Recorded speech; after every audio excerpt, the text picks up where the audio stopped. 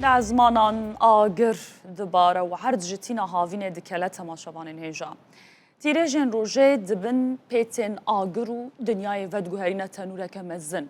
دوان روژن چله هاوین دا هر کس لسی بره که آن هنکیه که دگره دا کش و گرمای خواب پاریزه. گلو امی چاوا بوی آگری را سردریه بکن.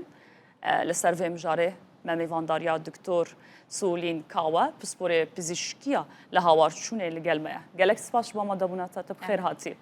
از اجوه پرسه دست بکم مدنوچه خدا جی بحث کر آستا گرمبونه هر کدوم شزیده ترده دوی هاوینه دا. و که یکم پرس اف گرمات دکاره چه بکل بدن امروان. دەست خۆش لۆ ئەو پرسیارە و بەڕاستی لۆ ئەو بابەتەی کە بابلێ فۆکەستان کردە سەری لەبەرەوەی تقریباً سێ چوار ڕۆژە دەستی پێکرد ئەو پلەیگەرما کە بەرز بوویتەوە ئینجا ئەمە هەندێک حالەتمان دەستی پێکردە تقریباً ئەوە هەفتەکە لە خستەخانە زیادیشی کردیا ئەوانەی کە پێدەگوترێ شەکەتی گەرما زەربەت شەمس زۆرمان هەیە ئێستا لە خستەخانە تووشی دەبن خاصەتەن ئەوانەی کە کرێکارن و لە دەرەوەی بابلێم ئۆفس و لە دەرەوە ئەوانەی کار دەکەن طبعاً هۆکارەکانی دیارە زیاتر پلەی گەرمایە نیشانەکانی ئێمە دەبی بزانین کەنجین ئەو نیشانانە بە دەرکەت ئەوە مەترسیدارە دەبی بابلێن زوو بیپارێزین و زوو یارمەتی ئەو کەسەی بدەین نیشانەکانی ئەو شخصەکە دەست پێ دەکات بێتاقەت دەبیتن ماسوولکەکانی دەست پێ دەکات ژان دەکاتن هەندێک جار لە خۆچوون هەیە گەشکە زۆربەی جار ئەگەر پلەی گەرما گەیشتە سەرە و چل ئەوە دەست پێ دەکا بە نەخۆش بەرەو گەشکە کۆنفیوژن کە دەکا ئاگادار بخۆی نییە نازانی چ دەلێ نازانی چ قسەیەک دەکاتن ئیتر ئارەقەیەکی زۆر بەڵام لە نەفسی کاتیش دەست لە دەستی دەدەی دەبینی دەستی ساردا باشە و هەمان کاتیش خەفەقانم خەلبی پێدەرن یعنی دڵی سەریع لێ دەداتن ئیتر ئەمانە نیشانەکانیتی باشە دوێ مرۆڤ چ بکەش بۆ خۆ بپارێزە گەرمێ وێ یەکەم شت بەخۆی عادەتەن ئەم گەرمایە لە کام کاتەکە زۆر مهمە بزانی کاتێک ئەتو خۆتی زۆر لێ بپارێزی و نەچیە بەر خۆر بە مباشری لە سعات 11 حتا سعات 4 هەیە دەڵێ باشە من دەوامم یان من کارم ئیشم لە بابلێن لە دەرەوەیە یەکەم شت زۆر مهمە بپارێزی سەرەکەی بپارێزی ئیتر کلااو هەیە ئەو شەپقانەی کە بابلين سطحها سرتشي خرا يعني أواني كاب مهم يعني سرد بباريزي أول همي مهم ترى دو أم زلكاني كزل كبر كلبري دكي بيدا قطر اللايت ويت وكلر لايت كلر يعني دكا رنجة كي دبي رنجة شيء سادة وحتى بيد بكريسبي بي أصلا باشترا عادة رنجي طوخ صدقة هتاو زياتر لو رادة تشيشيتن وزياتر رنجة كي بابلين أو دكا جرمايكات زياتر لو رادة تشيشيتن و باشتر شوية دا بوشراو بيتن بو لبروي بخود زاني جرماي دايركتيش صدقة سلطاني بيس دكاتن اف جرما بتايبت زياتر لسر كي جان كومن جواكي باندور دكا من دال زياتر يان كال بير كي جان نخوشن کو پیوسته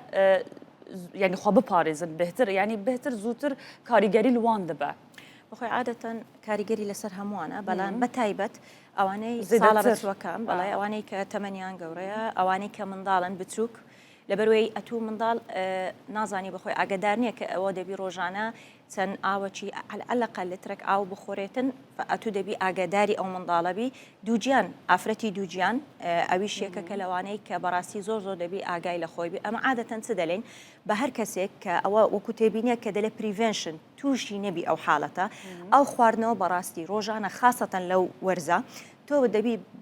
بەلای کەمی 2 بۆ 3 لتر بەڵام مەسەنەیەکێک ئەوانەی نەخۆشی گورسیلیان هەبی طبعاً ئەکید دەبی زۆر ئاگال زیاتر لەوەی کەسێک هەبیتن ئەوەی کە هیچ نەخۆشیێکی تری نەبی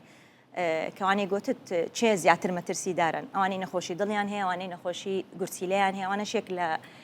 بابلین ئەو کەسەکان مەترسیدارن دکتۆر تە بەحسە ئاوێ کرد لێژ بلی بە خواردنە ئاوێ دەوێ تە بەحسە خواردنا کرد لێ ئەستوازم بهورگولی ئەم بەحسە خواردنێ بکەن جبلی و خواردنە ئاوێ خواردنێمە گەرەک چاوە بە پێویستە چاوە بە نالم دەبی بەلای کەمی ئاو خواردنەوە ئەتو 2 لە بۆ 3 لتر ئاو بەلان ئەوە معنای نییە هەمووی پێکەوە ئەتو لە خلالی ئەو 24 ساعتەی لەبەروەی تۆ جەستت تقريبا 2000 أتو أصلا لجستت لعرقية ل بابلين ديت درا ولا جسمت فتو دبي بينيو أو تعويض كيو خواردنه دخواردن خواردن- جوغین خواردن چاوا بخون مثلا بەخۆی عادەتەن ئەو وەرزە بەڵێ چاوە. ئەو وەرزەش شتێکمان هەیە باشە لە هەموو جێکیش بە ئەوەیە شووتی کە زۆریشە الحەمدلله و ماشەڵڵا لە خۆشە وەرزەش ژی. پڕارە وڵا شتێکی خۆشە ئەویش ئاوەکی باشی تایە شتێک هەیە زۆر ئەوەی کە نازان ئەوەی کە کەفاینی تێدا هەبی مەسە قاوەیە چایە ئەوە کەم بکرێتەوە باشترە لە بەروێ ئەوە محەفیزاتە بۆ خەفەخانی قەلبە ئەوە پلەیگەرمات زیاتر دەکاتن باشتر وایە بە ئاوەکەی تعویزیکەی زۆر کەسێ دەلێت چایش ئاوی تێدایە نەخێر ئەخر ئەوە مادەی کەفاین تەسیر دەکە ئەویش لەسەر گەرمە دکتۆر پرسەکە من هەیە حەز دکم زیاتر بەهورگولی ئەم بەحسێ بکن بتایبەت کەسن و مەجبور دبن تای گەرمێدا کار بکەن توشبی بەڵێ کارکەر پێویستە چ بکەن کیژان ساعتێ بتایبەت دەرنەکەون خۆی ساعت 11 هەتا 4 دایرکتلی بەرامبەر هەتاو ئەوە زۆر مەترسیدارە توش بووی گوتنی کرێکار زۆرانەی لەسەر خان و لەسەر ئیش و لەسەر کار مەوجودن ئیتر دەبی زوو چما گوتم ئاو خواردنەوەیان هەبی بین ڕستەکەی وەربگرن لە جێگایەکی فەی محالە بکەن هەتا پێیان بکرێتن جێگای فێیان دەکا هەندێک ئەوە بیتن با بڵێن هەتاوی لۆنەیەتن و زووزووە ئەوە چیان دەمچاویان تەڕ بکەن با بڵێن زووزووە